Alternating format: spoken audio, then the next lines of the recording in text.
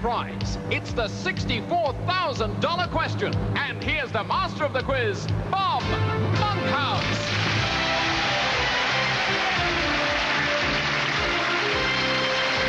Thank you. Thank you. Thank you very much, folks. This is what I like, an audience that doesn't get out much. So, why is this show called the $64,000 question? Well, because it's a phrase that entered the English language over 30 years ago. Every politician from Kennedy to Bush, from Wilson to Thatcher has used it, so why try to change a success? Obviously, we're not going to literally give away $64,000, but at £6,400, we are offering British TV's biggest ever cash prize on network. 6,400. A lot of pounds, isn't it? Pounds. Let's face it, if that was weight, you could win French and Saunders, Russell Grant, and 2 of the roly-polies. Let's say hello to our very first player. Some encouragement, please, ladies and gentlemen, for that fella. Mr. Brian Jones. Brian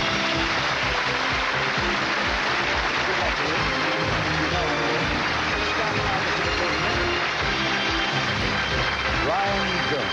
From? Clapham Park, Bob. Clapham Park's a nice part of London. Yes, we like it very much. What do you do for a living? I'm a financial planner, Bob. I'll ask you more about that later. Thank you. Right now, I want to know, what is your subject? Gilbert and Sullivan. Gilbert and Sullivan. Oh, I love Gilbert. Claire, Nothing Rhymed, Alone Again Naturally. He wrote so many good books. I know what you're talking about. You're talking about W.S. Gilbert and Sir Arthur Sullivan, right? Thank you, Bob. Yes, certainly. We'll start you off with £1. But there it is. That's your £1. And this is the question that will win it for you and start you on the way to where you want to go. Sir Arthur Sullivan wrote the music for Onward Christian Soldiers. Brian, is that true or false? That is true, Bob. That is true. For £1, you have the pound. Now, fail on any question between now and £400, and this is all I am permitted to give you. For £25 now. What was the name of Gilbert and Sullivan's first collaboration? Was it Thalia or Thespis? Thespis, Bob. Thespis is correct for £25. Double it to 50? Yes, please. Which opera opens in the fishing village of Reddering in Cornwall? Radigor, Bob. That's worth £50. Double it to 100? Yes, please. In which London theatre did the Pirates of Penzance open in 1880? The Opera Comique or the Savoy Theatre? The Opera Comique. Is correct for £100. Well played. That's quite a tricky one, that. I think almost anybody would have said the Savoy Theatre, but you knew better. What does a financial planner do, by the way, Brian? What's a financial planner?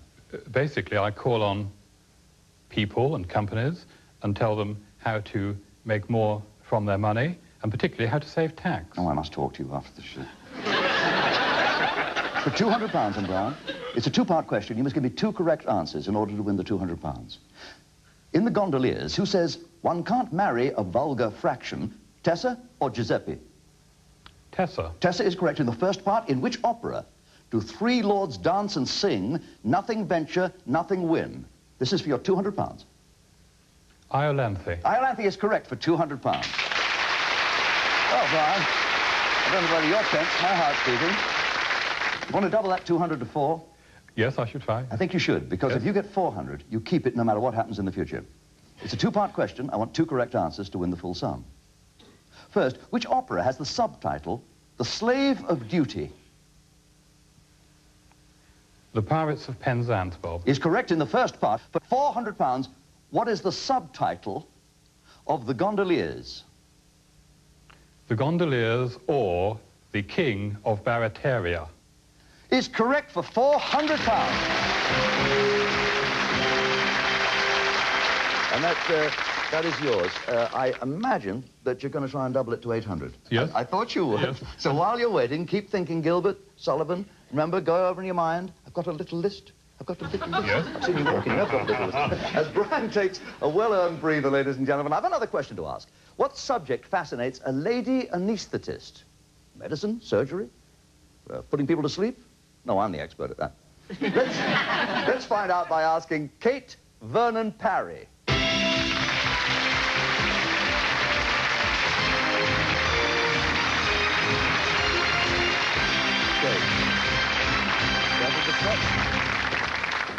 A lady anaesthetist. I think you're my very first lady anaesthetist. How many years did you do that job? About 35. Really, working in hospitals? Yes. And, of course, with specialists, doctors? Yes. Fascinating life. Where do you come from? Originally near Manchester, but now we live in Worksop. Oh, right. What is your subject? The life and works of Beatrix Potter. The life and works of Beatrix Potter. For £1 then, let's get you started. For £1, Beatrix Potter was brought up in Islington in London. Is that true or false, Kate? False. You know where she was brought up, obviously. Yes. In Kensington. But that's won you the pound. Now let's start multiplying that. We want to put that with 6,399 others. Fail on any question between now and 400, and that pound is all you'll get. But you know that. For £25 then, what was the main hobby of Beatrix Potter's father? Mountain climbing or photography? Photography. Photography is correct. For £50, what pet did Beatrix Potter buy in the Uxbridge Road Shepherd's Bush for the exorbitant sum of 4 shillings and sixpence? A Belgian rabbit that she called Peter Piper. And of course became... Peter Rabbit. Now, double your 50 for 100? I hope so. Name the child to whom Beatrix Potter first wrote the tale of Peter Rabbit. Noel Moore. Noel Moore is correct for £100. Well played. Now, I have a feeling you're going to go a long way.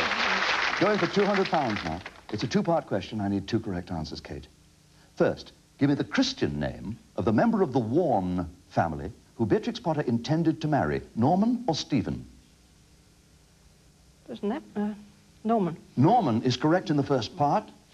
In the second part, give me the surname of the Church of England canon who passed on to Beatrix Potter his conviction that the Lake District had to be protected. Rawnsley. Rawnsley is correct for £200.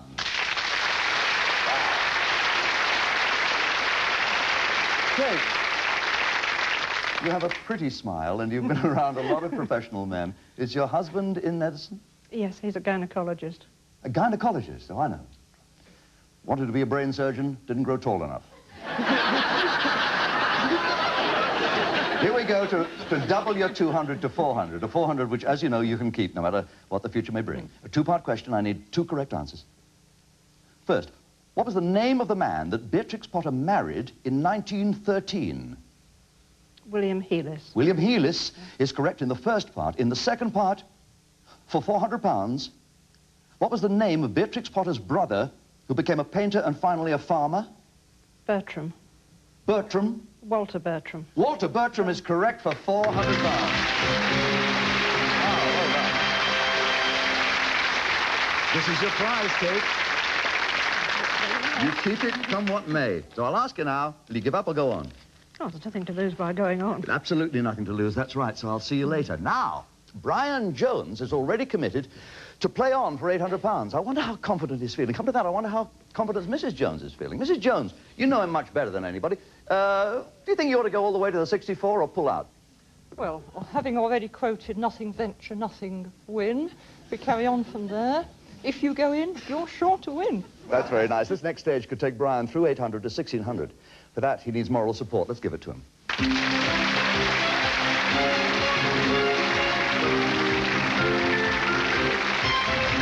Wow. How did this fascination with Gilbert and Sullivan begin for you? My mother took me to see The Mikado when I was 12 years old. We went to Birmingham. 12. I must have seen the film at about the same age with Gene Collin and, well, that was back in the 30s, of course, for you. It was quite a bit later. Well, is that still your favourite opera, or is it one you've... Oh, yes, The Mikado's. Never outgrow it? No, no. It takes place in Japan, doesn't it? Yes, it does. May I hold that for you? Because this Good save. £400, you've already won it, but you know it's yours to keep. Let's hope when I return it to you, you've doubled it, and then doubled it again. Here we go now for £800. As you know, Brian, the Gilbert and Sullivan operas are full of dramatic incidents that add to the excitement. Now, for £800, tell me in which opera you would see these 3 incidents. In which opera do the figures of the family portraits step from their frames and march round the stage, Ruddigore or The Sorcerer? Ruddigore. Ruddigore is correct in the first part. In the second part, in which play do 2 men agree to be blindfolded and marry whichever 2 girls they catch? My papa, he has 3 horses. It's the Gondoliers, Bob. The Gondoliers, The Gondoliers. is correct in the second part. And finally, for £800, Brian, in which opera does Hilarion jump into a stream to rescue the heroine? Princess Ida, Bob. Princess Ida Yes. is correct for £800.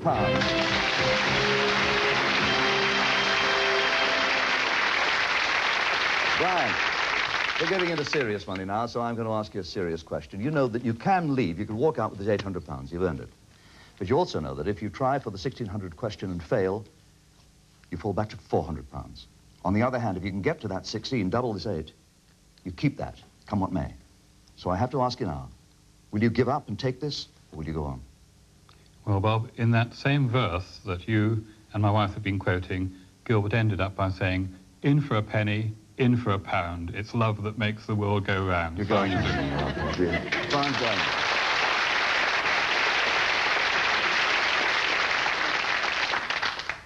For £1,600, I'll ask you a four-part question. 4 correct answers will win you the 1,600. They'll also complete a picture on our video wall, which will be the subject of your key question, but more about that later if and when you reach that point.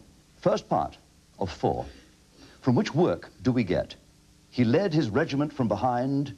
He found it less exciting. That is in The Gondoliers, Bob. The Gondoliers is correct in the first part. In the second part of your 4-part question, which work contains the lines, she may very well pass for 43 in the dusk with a light behind her? That was a very early one, Trial by Jury. Trial by Jury? Yes. Is correct in the second part.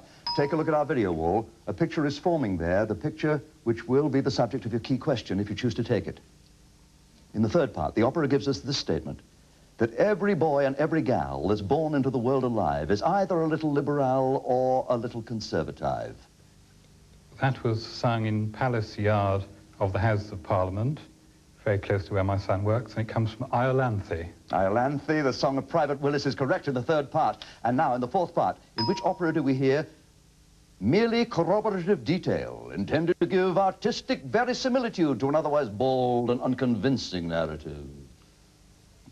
That is my favourite opera, The Mikado. The Mikado is right for £1,600.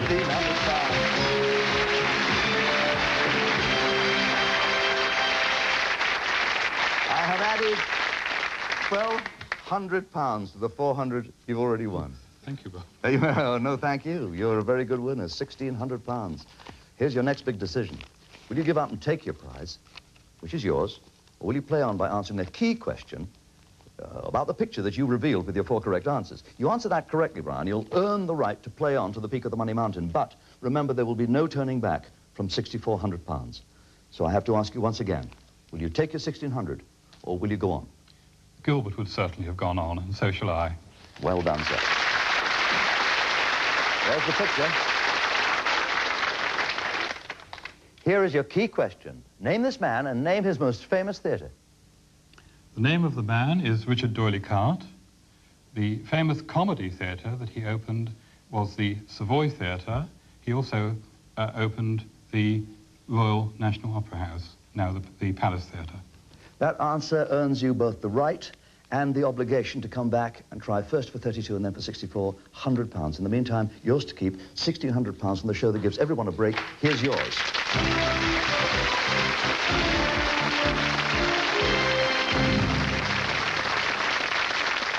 Have you ever heard of...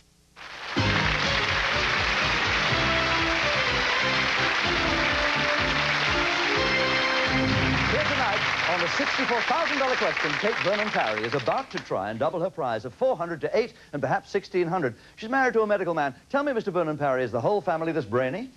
Yes, they all are. We're very proud of each of our 3 children. That's nice to know. Enough of all this rabbit, however. Let's get back to the bunnies. Let's give a warm vote of confidence to Kate Vernon Parry.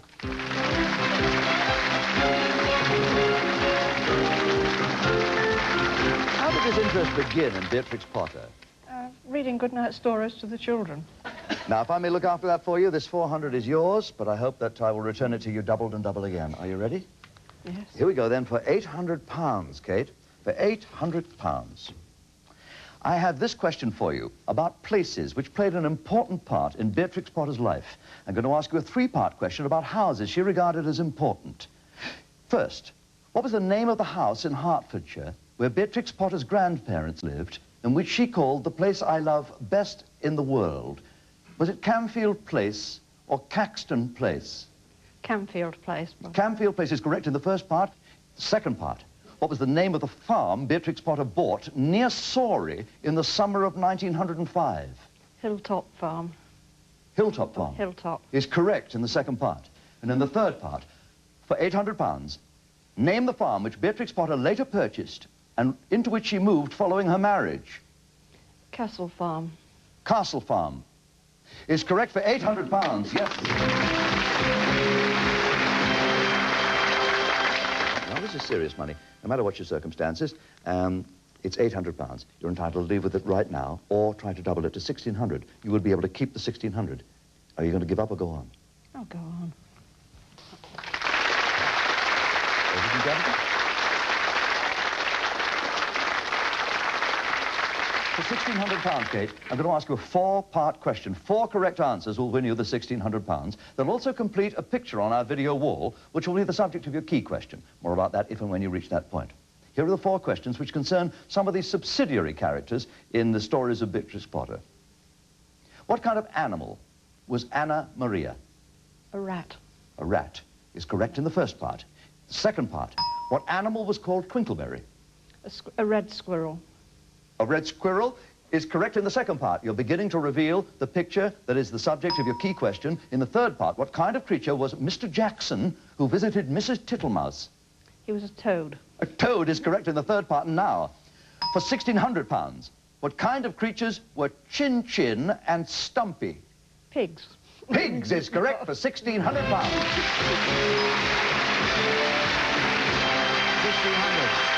Now, that's a big decision now. You can keep the £1,600 or you can try to double it to £3,200. Now, in order to do that, to earn the right to double it, you must answer a question, a key question about the picture that you've revealed on the video wall. So I must ask you now, do you want to take the money or do you want to go on? I might as well go on. Well done, Kate. I'm delighted to hear it. Can you tell me why that letter that you see there is so important to all fans of Beatrix Potter? Because it was the first known one of the illustrated letters that she sent to children, which were later turned into books. It was the beginning of the Peter Rabbit one. That's what I wanted to hear. That correct answer means that you return next week to try and win through the £3,200 barrier to £6,400. And you know that is yours to keep, whatever may happen at £1,600. Yes. Kate Vernon Parry.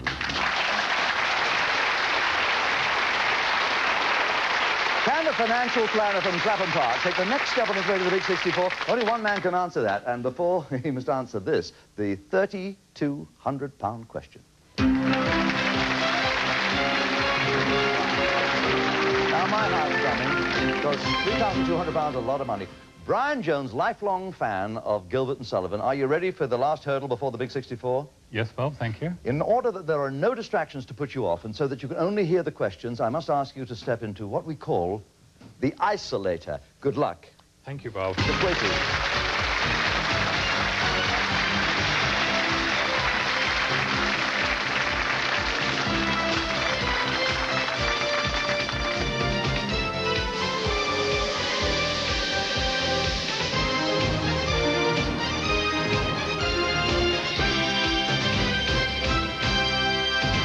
Brian, can you hear my voice? Yes, very clearly, thank you, Bob. For a total prize of £3,200, I'll ask you a 5-part question which will require 5 correct answers. If you answer one of the 5 parts incorrectly, then everything will depend on a 6th and final part, which I'm holding in reserve.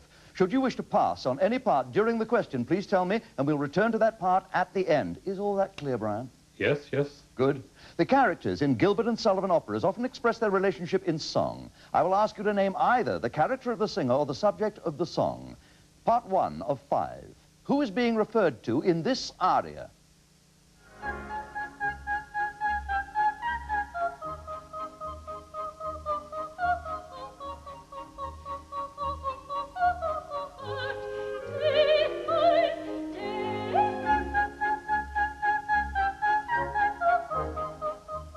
Remember the question. Who is being referred to in this aria?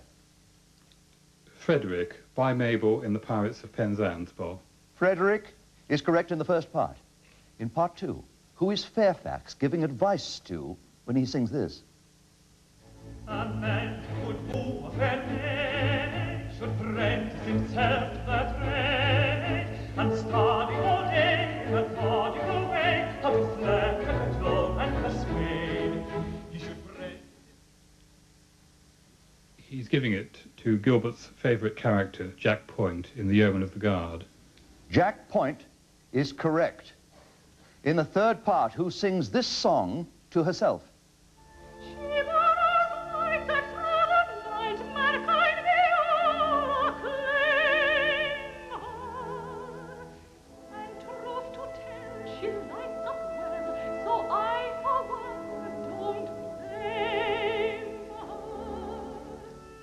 Who sings that song to herself?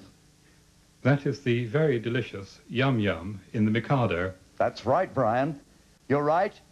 In 3 parts out of 5, 2 to go. The fourth part, who addresses the heroine in this way?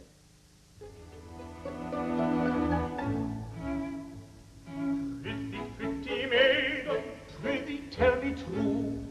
Hey, but I'm also away. Have you e'er a lover a-dangling after you?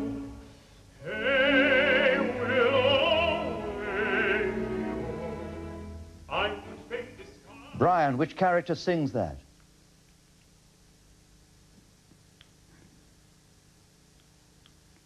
That is Grosvenor in Patience. Grosvenor.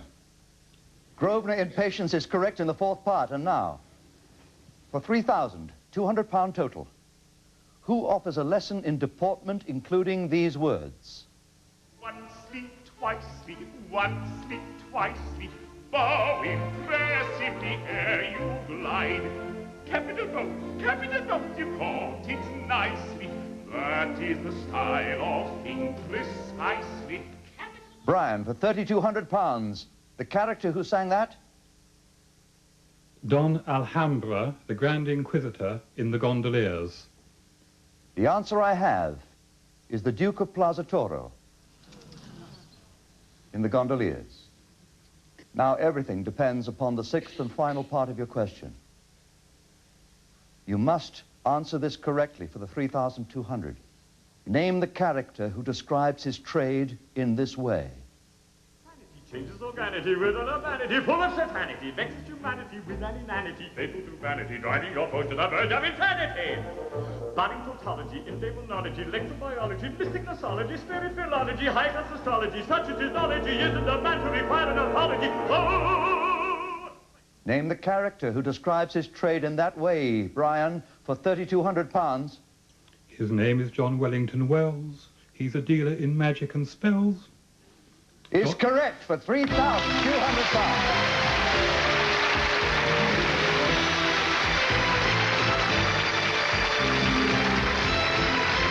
Well done, Brian. Well played.